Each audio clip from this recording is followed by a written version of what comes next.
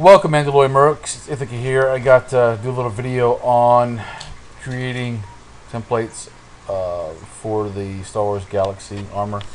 I'm doing this for Randall Jones, and what we have here is the good angles of the armor. And I took the images into Photoshop and I began to edit them and create the templates. But that's not really what this video is about. As far as making templates, it's about resizing templates and how to use them. Alright, so let's go over here. What I did first is I looked at this image here, and then I took a tape measure or a seamstress tape measure, whatever, and I look at the armor and how it fits this character, and there's multiple shots of how it's supposed to fit, and then I measured those exact spots on Randall to make sure that we got the ideal measurements, and such as across the chest point, like underneath the armpit here, to the side, from the collarbone down to the navel for just the chest armor itself. That's just an example of. But anyway, you can see exactly how it's supposed to be worn, and you'll know where to measure on yourself. And then that's the measurement you'll plug into Photoshop. So if I bounce, okay, first of all, I wrote them all down. Chest, back, shoulders, gauntlets, cod, thighs, upper knees, lower knees, shins, boot tops, and boots. Okay, so wrote down all my measurements, how I measured, so I kept track of everything that I did. And then this is based on someone's 165 pounds and about 69 inches. Okay, so I will release them as a whole template, and then the broken down one, the size one for Randall. Here's an example for you. This chest plate is broken down already, and let me open one up here. I'm going to bring in chest and the raw chest. Here we go. So here we have the raw chest. Here's how templates work. The raw chest, you can see my templates go edge to edge with my backdrop. Okay, so you have the canvas size, which is all the white. Then you have the image size, which is actually the product inside the white. You want to make sure your image size and your canvas size are the same.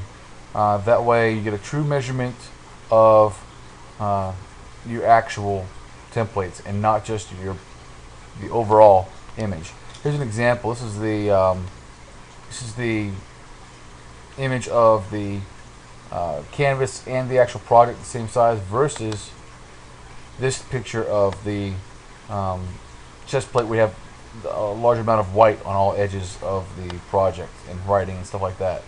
So this is the raw image, and these are what I'll be uploading once I have them sized to Randall.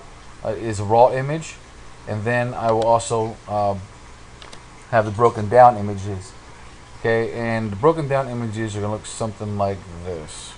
Let's go back over here to templates, chest, and you will see how they're broken down. Bottom left, bottom right, top left, and top right, and then the raw image. And pretty much what this says is I took the overall image, measured it to him, and then I had to break it down so it fits on a sheet of paper. So obviously something that is 18 by, okay, actually what was the raw? The raw was, 14.6 by 16. Obviously sheet paper is only 8.5 by 11 for US standard paper, so I had to splice it into fours and then select each corner and move it over to create these.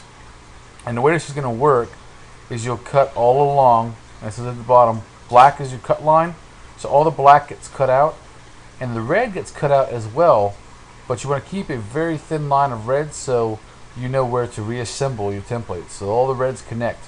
The top and the right side of the bottom left will connect to, the right will connect to the left, top to the bottom, so on and so forth, and that creates your full template. Let's see what else we can tell you. I have tutorials on YouTube already on how to resize these. so I'm not really going to get into another tutorial on how to resize. Look for Mass Effect templates on YouTube, or scaling Mass Effect templates, and you'll find out how to resize these. Same concept, just different templates. Other than that, we have so far I've finished the chest, the back,